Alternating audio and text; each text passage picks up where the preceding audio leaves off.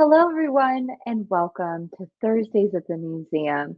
I'm Amanda Harrison, a Community Engagement Manager at the Detroit Institute of Arts. Thank you so much for joining us.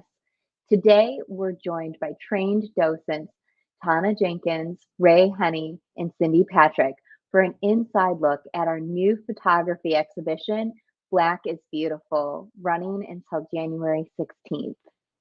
If you have any questions throughout the program, please share them in the chat by logging into YouTube using your Google account or by leaving a public comment on this Facebook post.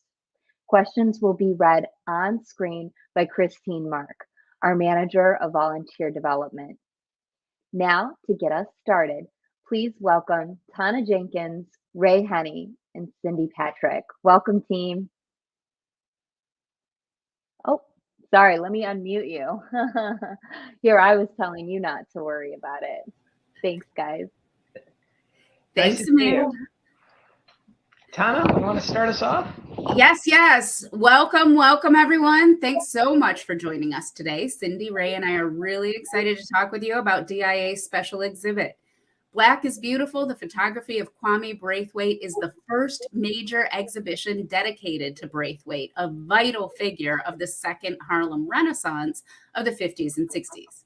As you probably know, the first wave of the Renaissance started in the 20s and 30s. It was a Black artistic and cultural movement led by greats like Langston Hughes, Zora Neale Hurston, Jacob Lawrence, and Romare Bearden, to name a few.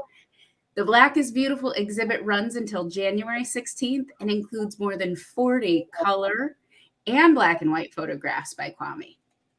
Brathwaite, revolutionary thinker and freedom fighter that he was, became well known for using his camera as an agent for social change.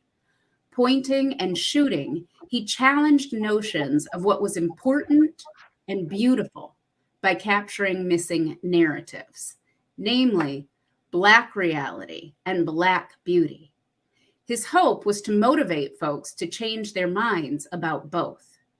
The DIA's exhibit displays some of the most powerful photographs he took of the transformation in consciousness that accompanied the civil rights movement, a component of which was the Black is Beautiful movement that he helped to popularize in the 50s and 60s. Did we already show the picture of Kwame? Okay, there we go. Now, Black is Beautiful. According to the Smithsonian Museum of African American Culture, the phrase Black is Beautiful refers to a broad embrace of Black culture and identity. It called for an appreciation of the Black past as a worthy legacy, and it inspired cultural pride in contemporary Black achievements. Here you have a photograph of the mantra. If you look inside the letters, Kwame's wife and daughter are the models in the letters. This poster was used to promote Grandassa fashion shows and Ajas. Grandassa was the modeling troupe started by Kwame and his brother Alambe, and I'll touch on it in my first piece, but Cindy is going to discuss it in greater depth. Ajas, the African Jazz Art Society and Studios, was a music club that Ray will talk about. Before we dive into the art, a little bit more about Kwame to help contextualize the work. Can we go back to the Kwame pic? There you go. Kwame was born in Brooklyn in the 30s. His father was an artistic sort, a painter and an entrepreneur who owned tailor shops and dry cleaners in Harlem. The family spent summers in Sag Harbor and Martha's Vineyard. Their summers were full of art, and even at the age of 17, Kwame was a fixture in the New York City jazz scene. In 1955, Kwame found a focus for his artistic sensibilities. 1955. That was the year Emmett Till was brutally tortured and murdered. His funeral, as some of you may recall, was open casket. And seeing those images, those horrific images, prompted Kwame to become an artist activist. Going forward in all of Kwame's work, the mantra, Black is Beautiful, was his directive. Can we go to the Garvey pic? Thank you. It's been said that this term, Black is Beautiful, was originally spoken by one of Kwame's idols, Marcus Garvey. And to understand Kwame, his work, and the essence of the artistic movement that he was at the center of, you have to know a little bit about Garvey. Marcus Garvey was a revolutionary figure in the 20s. Garvey was one of the first with a public platform to link the global oppression of Blacks in a way that gave rise to the theory of Pan-Africanism, which was basically the early recognition that colonialism birthed a global race-based caste system. And there were many tools in this caste arsenal, external and internal. External, some of them straitjacketing Black and brown people financially, limiting access to education, employment, sick policing, limiting access to healthcare and property that would create intergenerational wealth.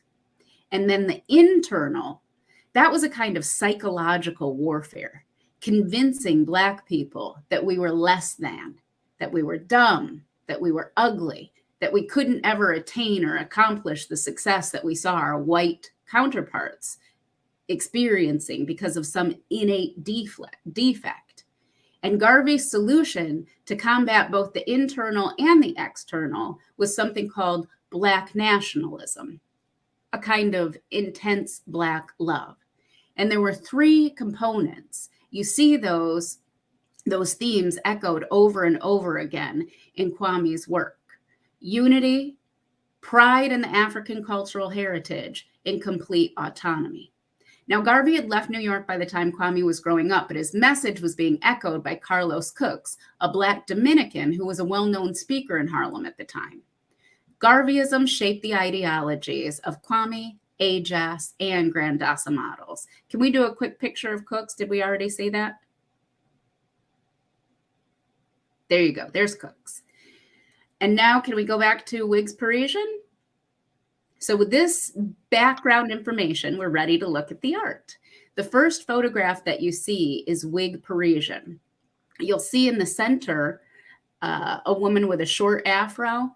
She was a Grandassa model. Her name is Nomsa Brath. She's promoting natural hairstyles as part of the Whigs Parisian protest in Harlem in 1963.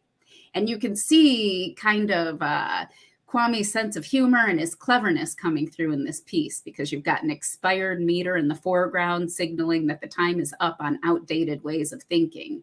You've also got some really interesting slogans on the protest signs. We don't want no Congo blondes. You see, Kwame, Ajas, and the Grandassa models viewed style, art, and jazz as a way to communicate a bigger message about Black love. And what you have in this photograph is an assertion of Black love. And what do I mean by that? At the time the photo was taken, separate but equal had been overturned, but 1963 America still hasn't passed the Civil Rights Act or the Voting Rights Act. Kwame and his contemporaries have grown up in a segregated New York. Moving around downtown was still a heavily policed experience for Black and brown people, with vestiges of the Jim Crow color line apparent at every turn.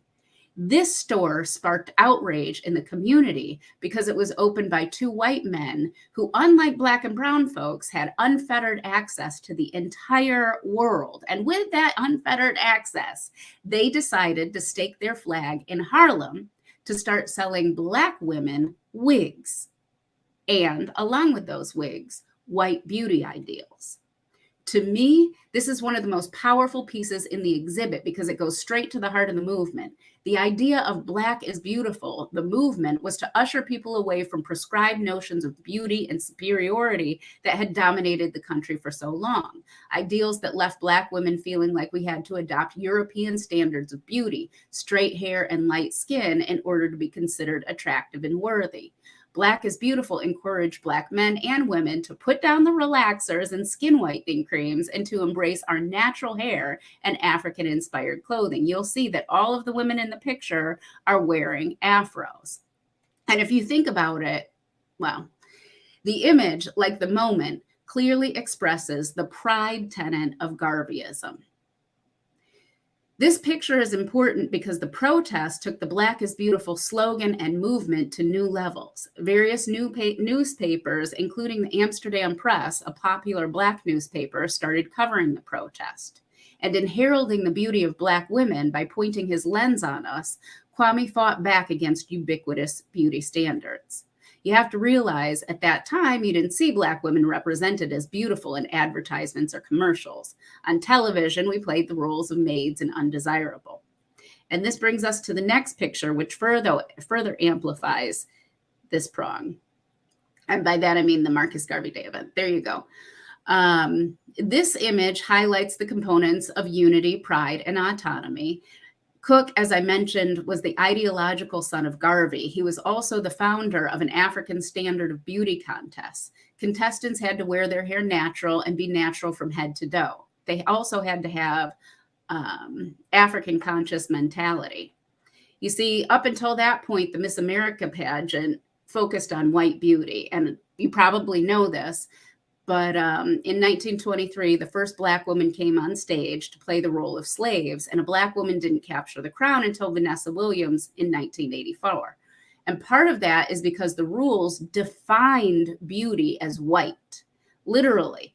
In the 1930s, a rule was codified that said all contestants must be of good health and the white race. So in that culture, that idea of beauty permeated everything. And what's interesting in this picture is I can't say for certain, but I believe that one of the models here was Black Rose. She would be the one in the left with the one with the floral printed dress. And if there are any young kids out there listening, take note, because this woman, she was more than just a model. She was a huge change maker. She was a revolutionary, and her weapon was a pick. She opened minds with that simple tool. In a time when a lot of stylists wouldn't touch natural hair, she opened her own shop. She did Cicely Tyson's hair for Roots, all sorts of other people's hair. And what she did was natural hair, which you see with the afros. No relaxer, no texturizer, just natural beauty. Like other Grandassa models, each one of these was an intellectual powerhouse, a thinker, a writer, and an activist. So let's go to our next image.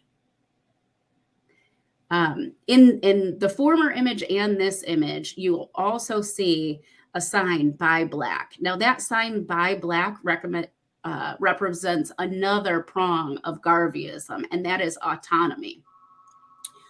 And before I get into that, I just want to pause for a second. At that point in time, we weren't calling ourselves Black. We were being defined by the terms used by white folks, which were Negro or colored.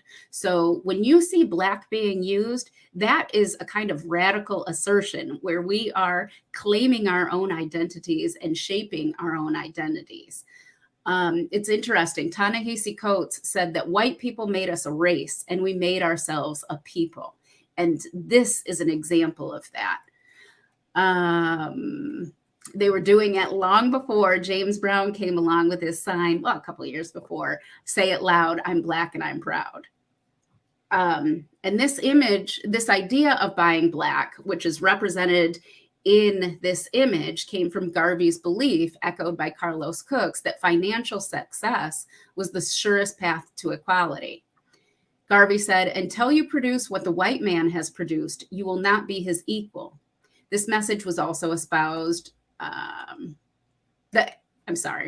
The African market is a Black-owned store that embodies the principles of thinking Black, which means being aware of things impacting the Black community, as well as expressing love and pride for your Black brothers and sisters, and expressing self-awareness of our heritage through dress and fashion. The store sells musical instruments, art, and clothes, all things meant to enrich the mind and demonstrate self-love. What's really exciting is that recently Rihanna, the singer Rihanna, I'm sure everybody knows her, recently started her own luxury brand, and she threw up this photo on her Instagram page saying that Kwame and this movement were part of her inspiration. So we can look at the next picture. There you go. The Fly Shop. This is another example of that Black autonomy by Black. The Fly Shop is still operational today. And it's important to note that the Black is Beautiful movement not just empowered people, but it was also an economic driver. It paved the way for magazines like Essence and Jet, which were created to showcase women who'd been ignored in fashion and art. So let's keep going to the Marcus. There we go. I love this picture so fantastic. much. He captures such a moment here. He really does. And like part of what Kwame was trying to do was redefine Blackness. And so in this picture, not only is he capturing a historic moment, people listening and celebrating Marcus Garvey, but he's capturing Black thought, Black intellectuals. Mm-hmm. That's what we have here. We have a group of intellectuals, composed, serious, focused, and listening to a speaker about mental expansion, which I have to say it again, they are listening. What Kwame, I think, was doing was trying to press upon everyone the importance of listening in learning and in growth and in success. It really raises the profoundness of the moment. Yes. The way he does this. It really does. Yes. And I think it's also interesting that he captured a man who's wearing a fez. And I suspect that in choosing to focus on this man, he's telegraphing a message about solidarity and connection, because the fez in the Black community, that's one of the meanings of this hat. So we can move to the next picture. Sorry, I get lost in that one. This is another good one too. This is Jimmy Abu. He was an AJAS member. Ray's going to talk about that soon. He was a model and a runway coach. And this picture was taken in Alambe and Kwame's apartment. And if you just look at the interior of the apartment for a minute, you will see that the fabric on the curtains is it's an African fabric, and you'll see African masks on the wall, and you'll see a painting in the right corner of a woman holding her child. And all of this is emblematic of Black love. It's very deliberate. Their lives were very deliberate. The members of AJAS embraced Pan-Africanism through self-presentation, support of Black businesses, adopting West African names. And that's what we see here, a proud Black man loving himself in full. He looks so comfortable with himself in that environment. Does, doesn't he?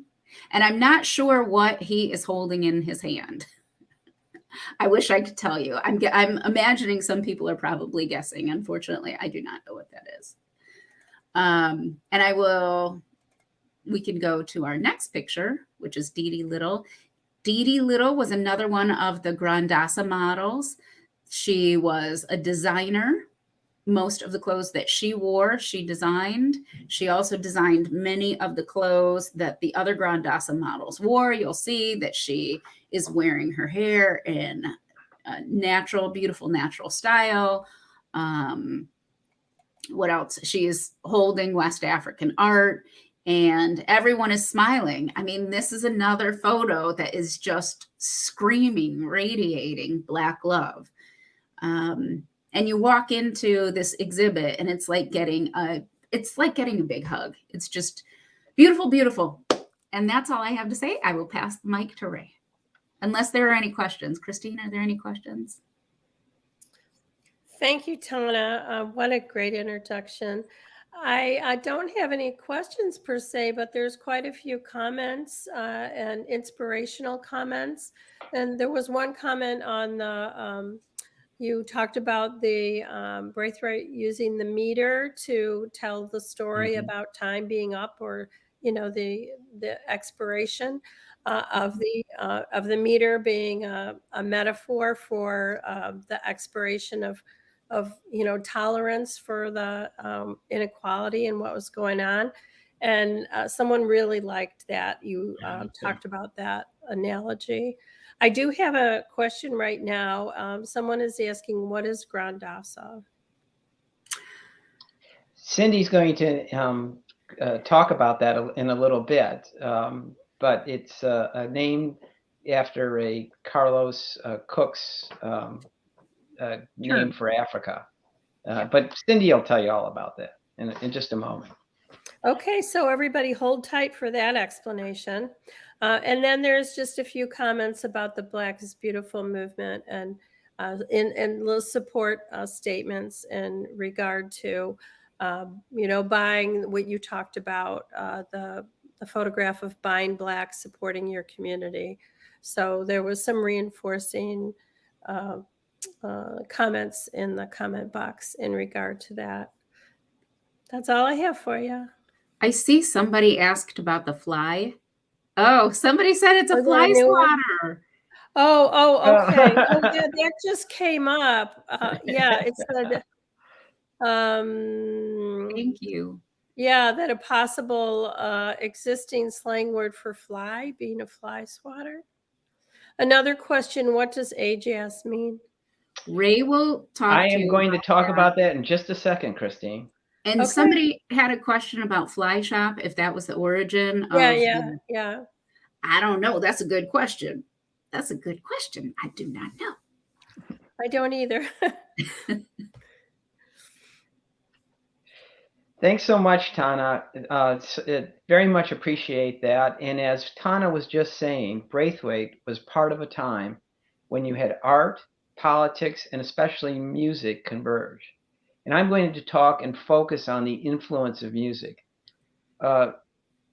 Brathwaite found in African American music, particularly soulful jazz, and this is his quote, "The essence of the Black experience prevails, carrying with it all those who dare to listen and try to understand it. It is a feeling, a drive, an emotion totally captivating, and I have tried to capture that same feeling in my work." End of quote. Professor Tanisha Ford describes this feeling and Braithwaite's work as follows, quote, "Jazz set the rhythm for all of Braithwaite's work. Having come of age in the Bronx just after World War II, he is the son of the modern jazz movement." Indeed, after World War II, Braithwaite lived in the Bronx, and it was alive with music from various ethnic groups. But Braithwaite became drawn quickly to the improvisational style of East Coast jazz. He liked such performers as Charles Bird Parker and Miles Davis, who Braithwaite photographs here. At only 17 years old, Braithwaite became a regular in the jazz scene, breathing in the atmosphere of the clubs, living in and on the music. Next slide, please. In 1956, after completing their college studies in advertising at the School of Industrial Art in Manhattan, Braithwaite and his brother, Alambe, joined by other students, founded a unique social club. Social clubs were popular at the time, but this one centered on the shared interest of the Black nationalist teachings of Marcus Garvey and Carlos Cook's, which Tana just described. They named their club African Jazz Art Society. That's AJS, and it'll become known as AJSS, and I'll explain in a moment. So it was the African Jazz Art Society, or AJAZ, which consisted of a somewhat radical collective of playwrights, graphic artists, dancers, and fashion designers. It was modeled after New York's well-established Modern Jazz Society, which was known for hosting events and encouraging an appreciation for jazz as an art form. But the group demonstrated their political leanings by choosing the word African, just as Tana was describing a moment ago. At this time, most people were still using colored or Negro. But by using African, it distinctly and clearly communicated a Black-centered ideology. Thus, this group sort of combined this fiercely and unapologetically Black nationalism movement and jazz, in which Braithwaite found a similar radical spirit. For him, it was music that communicated emotions which could not otherwise be articulated.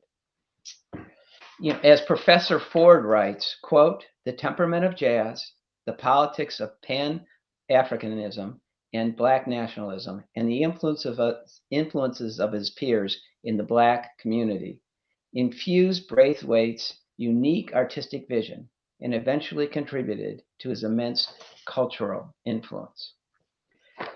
So Braithwaite, who is in this photo, took this picture of the original As Jazz members. His brother, Alambe, is seated in the, thanks Kathleen, is seated in the center, and Braithwaite is standing to the right next to him with the goatee. Now, in the mid-1950s, most of the prominent jazz clubs were in downtown Manhattan. But the members of A-Jazz decided to regenerate the jazz scene, which was in their neighborhoods before World War II, but had become so popular that it migrated down to the more affluent areas. So they wanted to bring jazz back into their neighborhoods in the uptown region, first in the Bronx and then later in Harlem.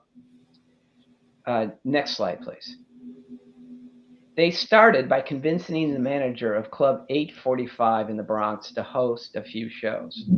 The shows were so popular that the owner of 845 agreed to regularly present such performances.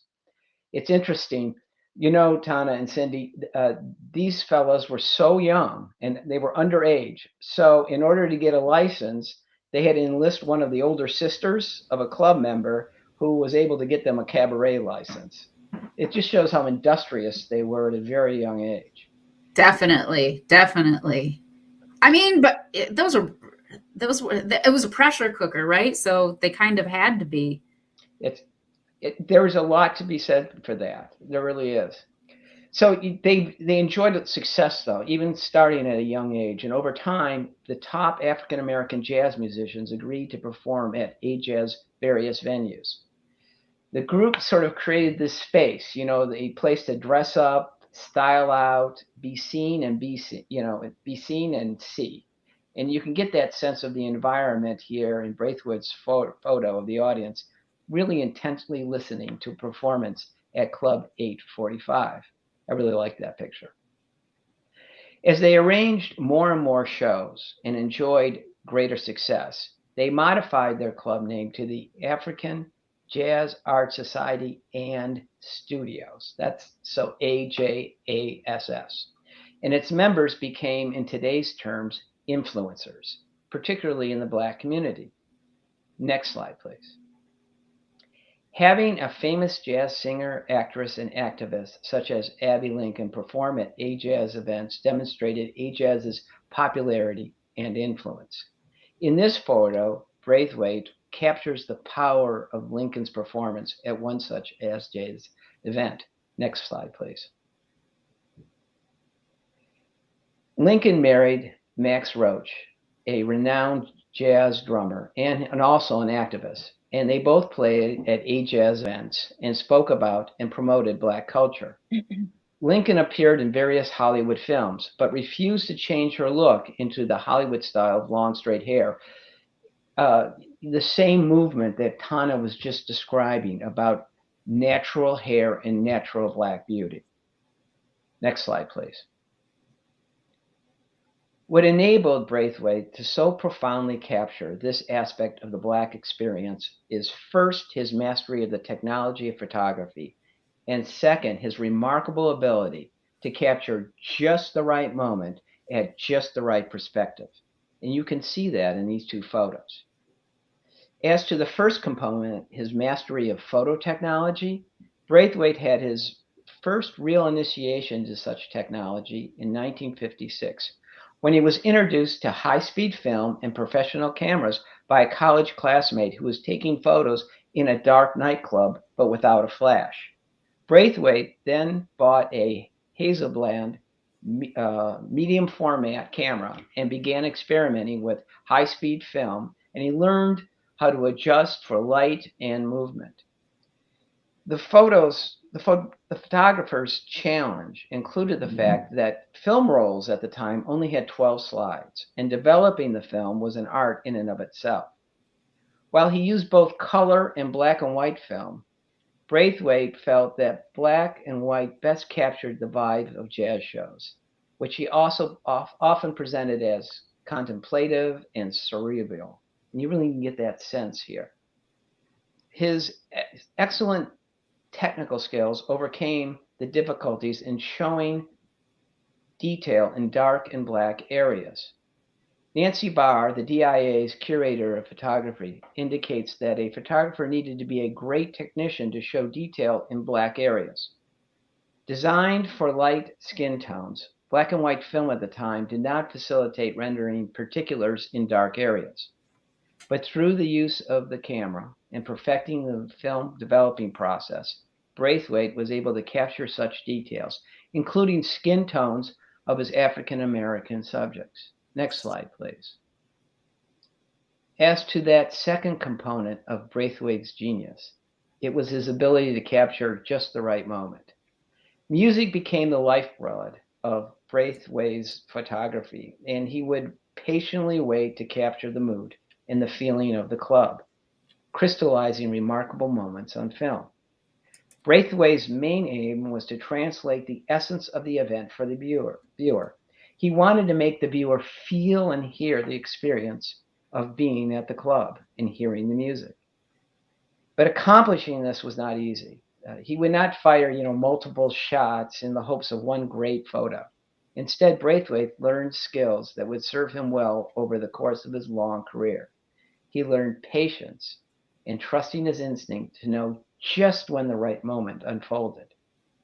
Braithwaite would make himself virtually invisible in the setting so that the musician or the people who are chatting could sink into their truest versions of themselves, lose themselves in their own actions, no longer focusing on his lens, and then Braithwaite would snap a picture. During a time when reloading the film was clumsy and time-consuming, Braithwaite developed this ability to quickly change the roles to minimize the possibility of missing the exact right moment in the right image. Isn't this a remarkable photo? It's just a remarkable photo. It is. You catch the smoke, and like you were saying, it really does have that ethereal musical quality. And then exactly. Yeah, his technique, for me growing up with these, what are they? The cell phone where you can take 1,000 pictures to get one. I mean, he was working with these rolls and he was turning out these gems. And you feel like you're on stage with these musicians, like you're one of them. That's exactly right. That's what's so technically wonderful about this. This really demonstrates his ability and his remarkable and artistic instinct.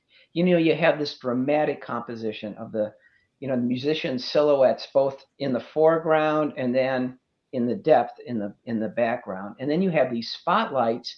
And somehow he has them shining through this mist-like atmosphere. Mm-hmm. It's just like you were saying, it provides this sort of feeling of being in the room and being emotionally saturated by the music. This is one of my favorites. Next slide, please.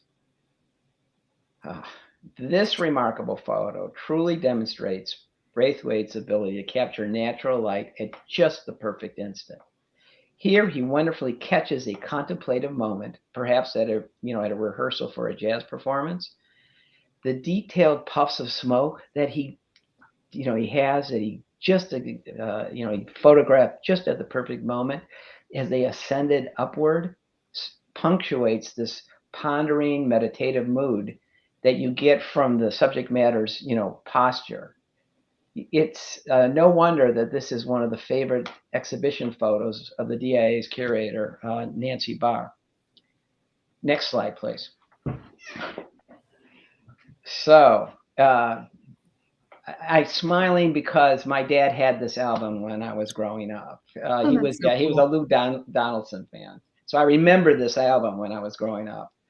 Braithwaite's connection with jazz music and activism in his photography also is demonstrated by these album covers, these jazz album covers or jackets.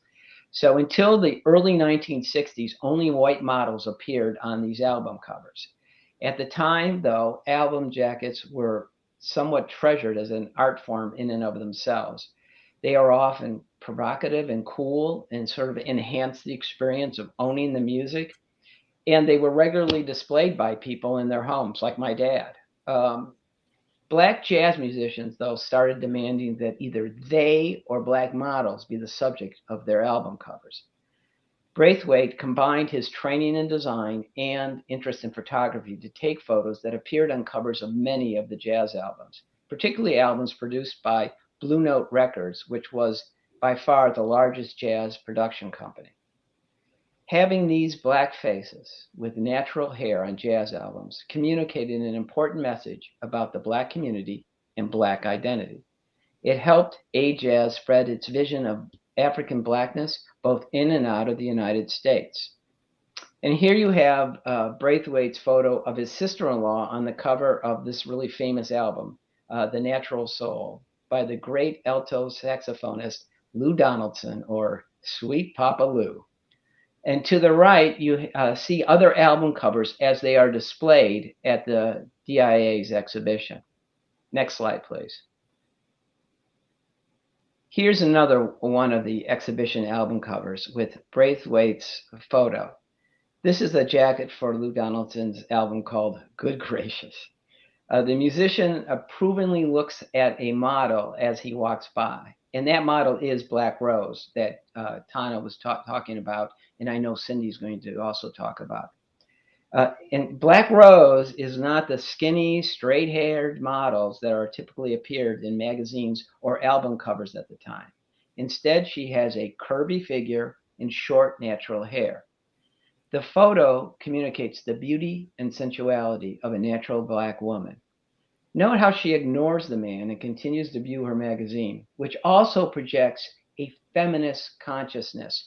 To Tana's point, these weren't, forgive the term, like airhead models. Yes.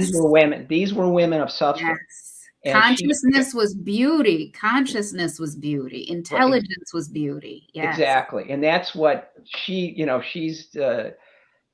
not smiling back at him like, oh, isn't that nice? She's got her own world and her own thoughts.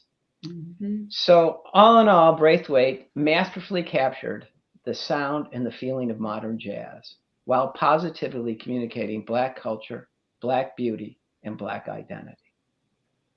Any questions, Christine? No, just a few comments. You did talk about A-Jazz, which was one of the comments that people were interested in knowing about.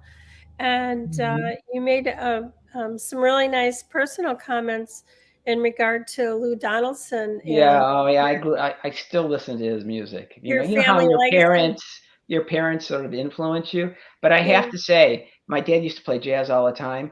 Mm-hmm. But in February 1964, the world changed because my mother discovered the Beatles. Oh. Mm-hmm. So my poor dad, he did not like the Beatles.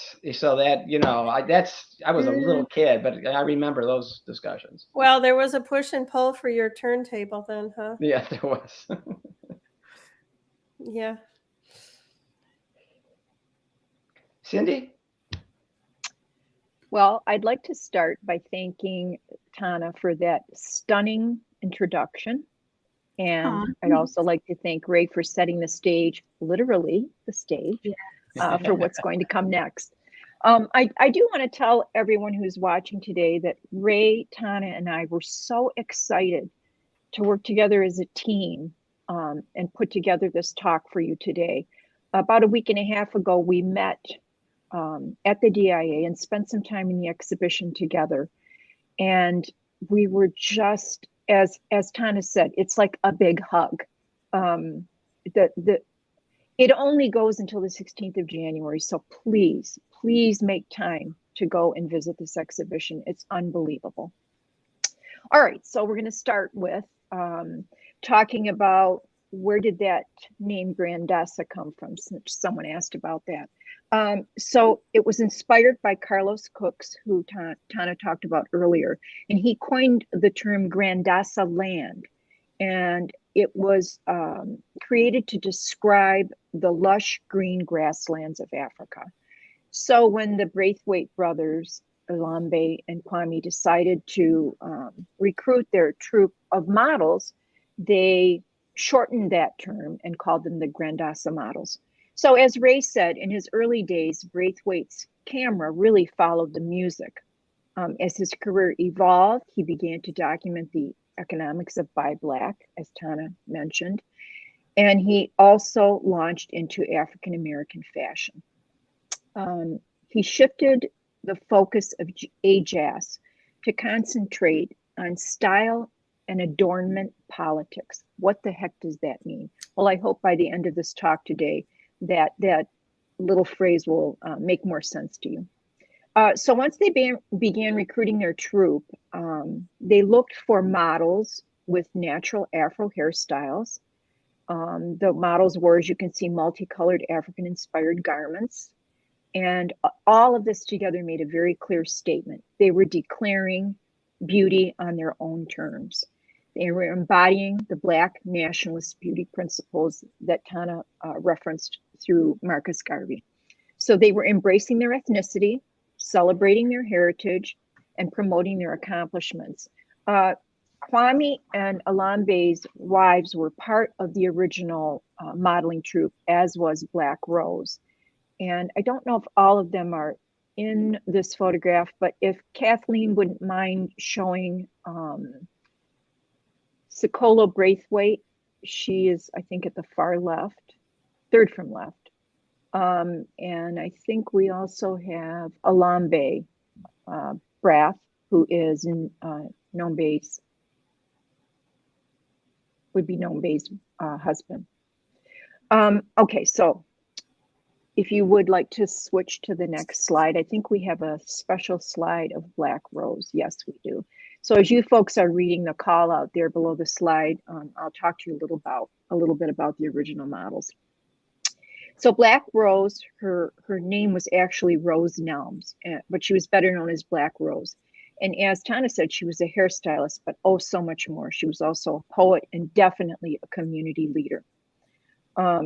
As you could see in the photograph before, the troupe included men and women. And I think, Ray, you might have talked about James Abu. He was the one who actually trained the models. He was a fashion model. Tana, actually. It was Tana. Tana had that wonderful picture of him in his with the African art. Yeah. Thank you. Yes, thank you. So he was charged with training them to walk and turn and carry themselves with grace and dignity on the runway. So he was a big part of that modeling troupe. But it was the women who really stood out among the troupe because of their stunning, which at the time were called exotic hairstyles. We don't think of them as so exotic now, but they were then. So back to Black Rose. She was often challenged by other women about her hair. They would say things to her like, "What did you do to your hair?" Or they would say, "What you need to do is do something with your hair." So being the activist and the warrior that she was, she countered with, "You should just follow suit." So the Grandassa Troupe's inaugural event, if we can go to the next slide. Oh, what a picture. Mm-hmm. Yes. So their inaugural event that we saw 2 slides back, if you'll go back again, please, Kathleen, 2 slides. Yes, back to that one. Thank you. So this is in 1968, but the inaugural event of Naturally was in 1962. And it was inspired by, this is a really long title, the Miss National Standard of Beauty pageant, which was held every Marcus Garvey day. So they shortened that to Naturally because it was such a big mouthful to get through. So Naturally 62 set the pattern for future fashion shows. It really started out as kind of a social experiment. It exemplified the ideals of Pan-Africanism, which we talked about earlier, and that Black consciousness. It was an interactive community celebration. There was music, there was a dance concert, and it was considered to be almost not just a fashion show, but actually a cultural expo. It took place at the Purple Manor Jazz Club, which was on East 125th and Lexington. It was 1 block north of Marcus Garvey Park. So I'm not sure if it followed after the parades, but it was definitely close to where those parades took place. So Brathwaite and the AJAS group believed the communal experience of the Naturally shows had the potential to unify the Black community, and Naturally became an annual event, and the last one was held in 1992, so 30 years later from the initial one in 62. If we could go ahead, please, Kathleen, and one more. So Brathwaite elected to shoot some of his photographs and some of the fashion shows in color. He switched over to this, different, newer medium so that he could show the range of shades of black skin. As Ray was talking about earlier, in black and white photography, it was a little bit difficult to capture that range of complexion and skin tones.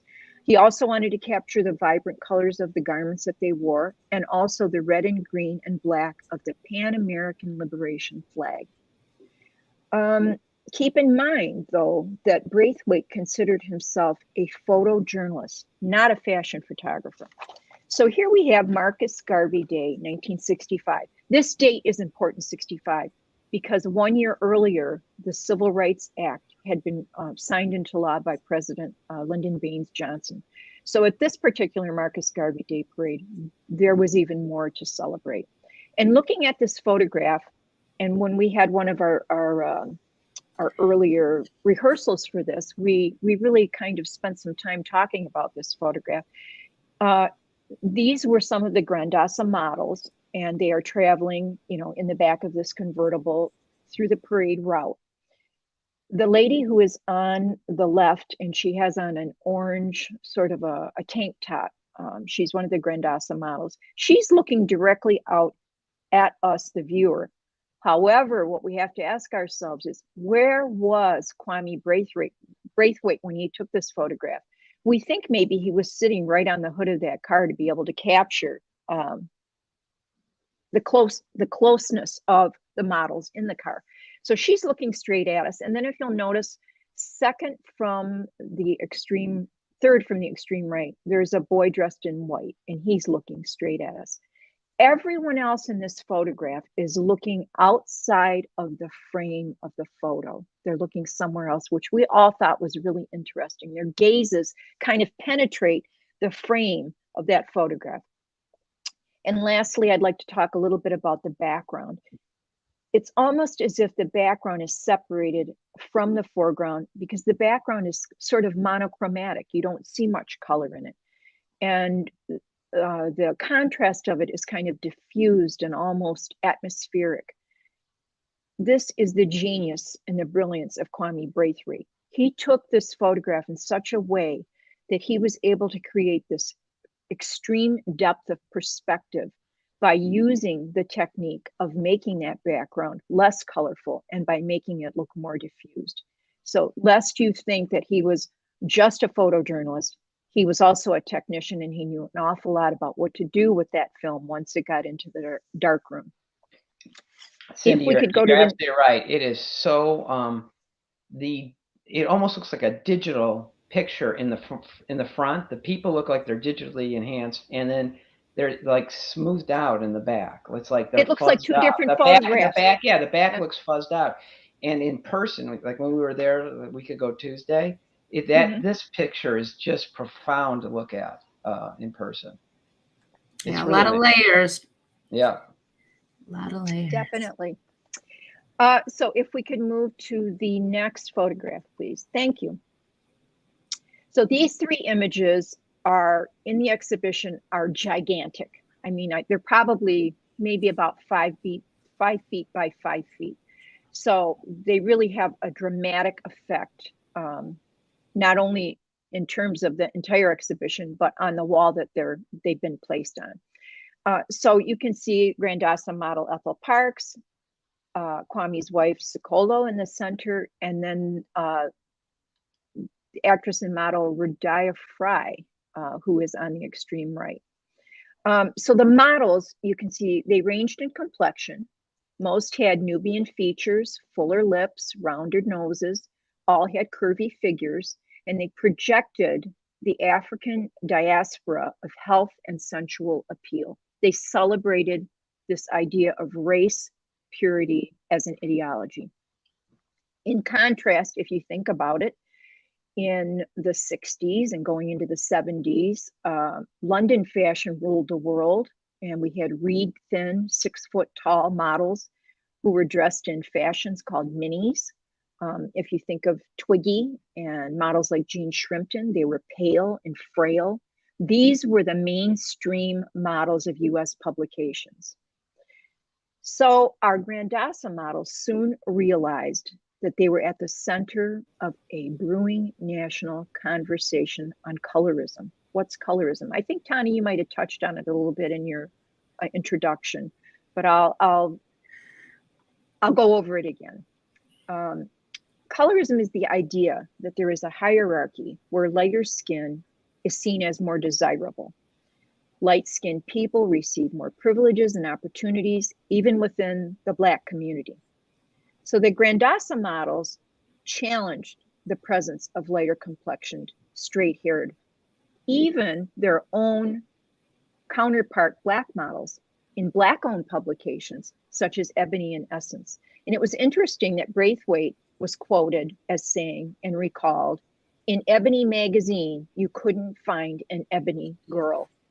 So, you know, mainstream publications were so backward in terms of this idea of, I guess, exemplifying Black love and Black is beautiful. So things are starting to change.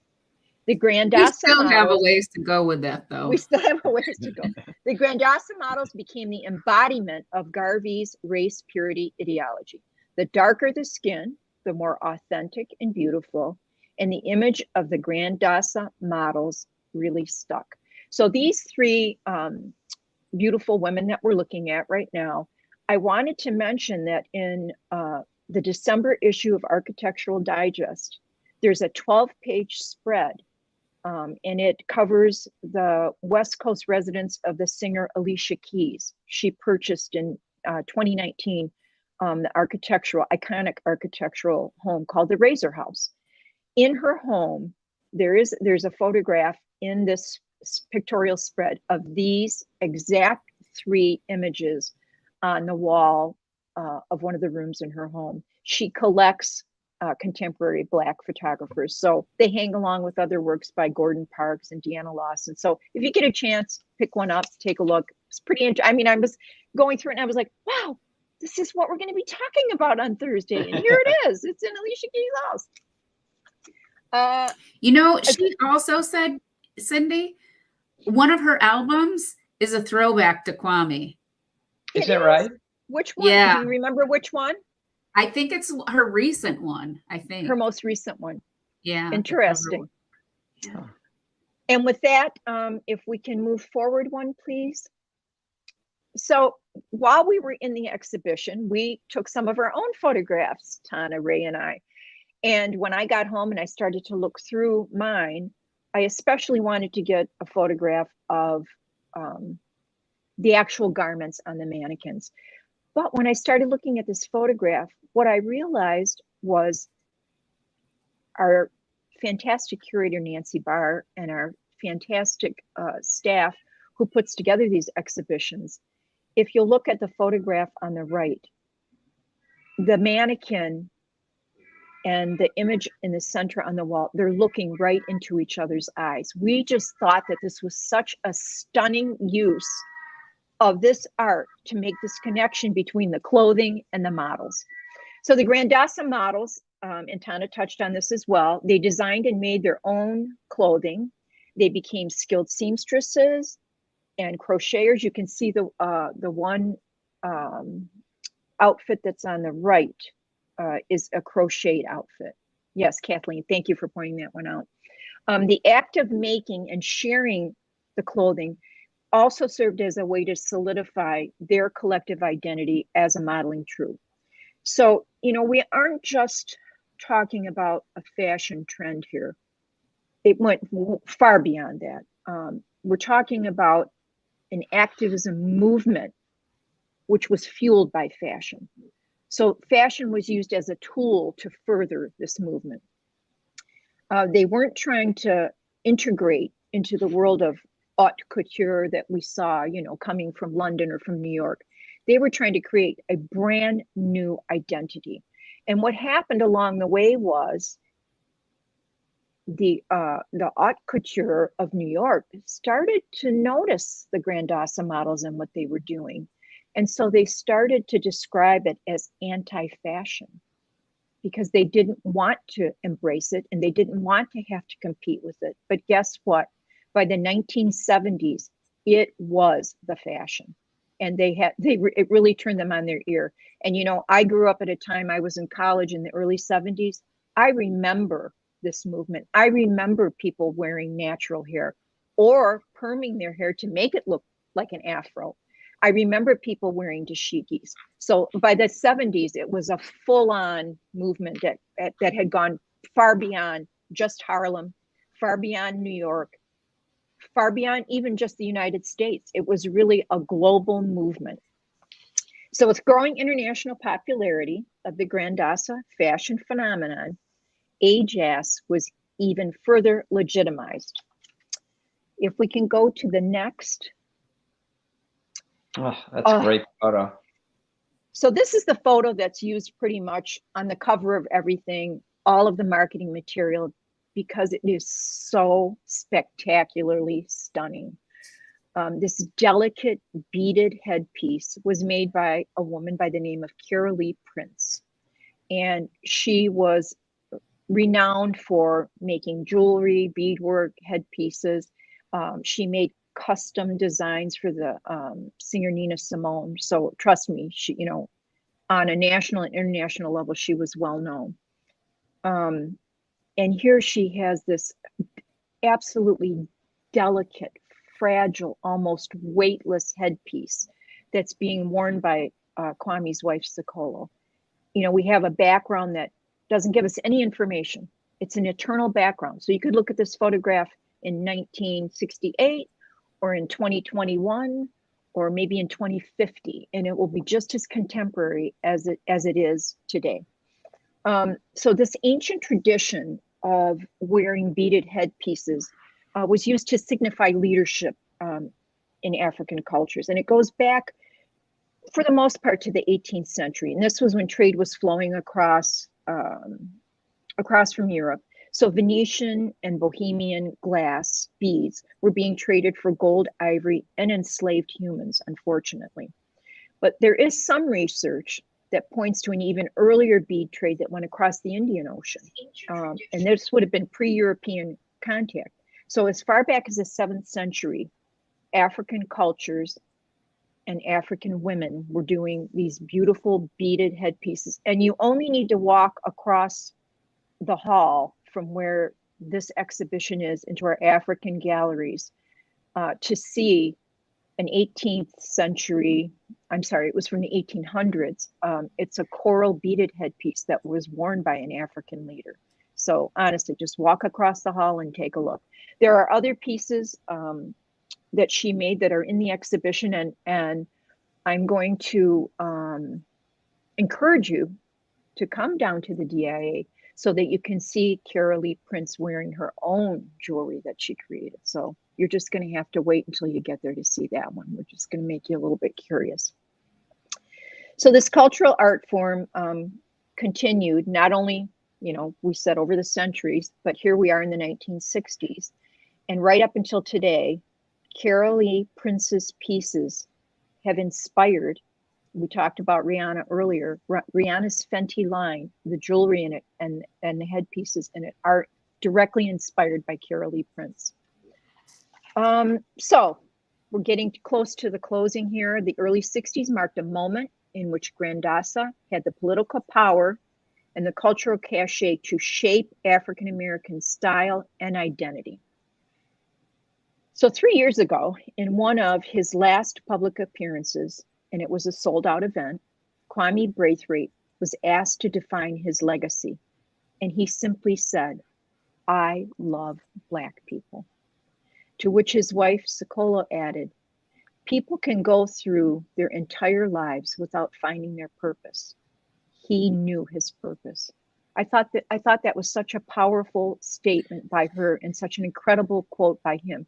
He loved his people. He wanted all of the things that Tana talked about in the introduction. He wanted all of those things for his people. And he certainly did, throughout his life, promote and definitely further all of those goals. If we have any questions, Christine, before I do the final closing? Yeah, there's one question, Cindy. One of the viewers noticed that Kwame and Alambe have different last names. Can you talk about that? Yes, they actually had different first names. I think one of them was named Cecil. I can't remember the name of the other one. Tana, do you remember, or Ray? But once they became, involved in this movement, they changed their names to African names. And Alambe decided to even shorten his name from Brathwaite to just Braith. So, yeah, That's and exactly it's a little confusing when you do some of your reading if you don't know that they made those name changes, because they're referred to in both ways, depending on where you are in the timeline, before or after they did the name change. I mean, if you notice, a lot of people, like my name is an African name. A lot of people around that time started to name their children, rename themselves, and name their children with African names. Right. As a show. Yeah, and I think it was specifically the last name they were curious as to why Alambe changed his name. But, that happens with many families, that people will change the spelling, or they'll shorten their last name. And so everybody's related, but their last names are a little bit different. Can be a little bit different. That's what, that was the case here. All right. If we don't have any other questions, I want to thank everyone for joining us today. I'll start by letting you know that the DIA is open, and we invite you to plan your visit by reserving a timed entry ticket. So you do that via the DIA website. The DIA is open Tuesday through Thursday, 9 to 4, Fridays, 9 to 9, so you can go in the evening, and Saturday and Sunday from 10 to 5. I want to thank Amanda Harrison, Chris Mark, and Kathleen McBroom for helping produce today's talk. Without them, we could be talking to each other, but we wouldn't be talking to all of you. So, and then I have a long laundry list here, so please hang with me, because there's a lot happening at the DIA, and I want to tell you about all of it. So Detroit Style, our current exhibition, continues through January 9th. If you haven't seen it yet, you need to get on down, because it's going to be gone pretty soon. Our current exhibition we've been talking about today, Black is Beautiful, runs through January 16th, which really isn't much time. If you can get through the next couple weeks and you can take a breather after the first of the year, take some time and get down there before it leaves us. Just to mention, Black is Beautiful is just the start of a much larger schedule of more progressive exhibitions, and we'll get to that in just a moment. So coming, the new Black Vanguard, and this is photography between art and fashion. It's over 100 photographs that will be installed in that exhibition. And that runs from December 17th, that's coming up pretty quick, through April 17th.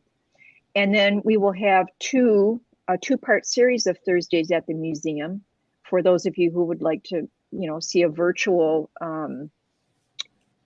talk about this exhibition, maybe before you plan your trip down to the DIA. And those will take place in February on the 10th and the 17th. They'll both be at 1 o'clock in the afternoon.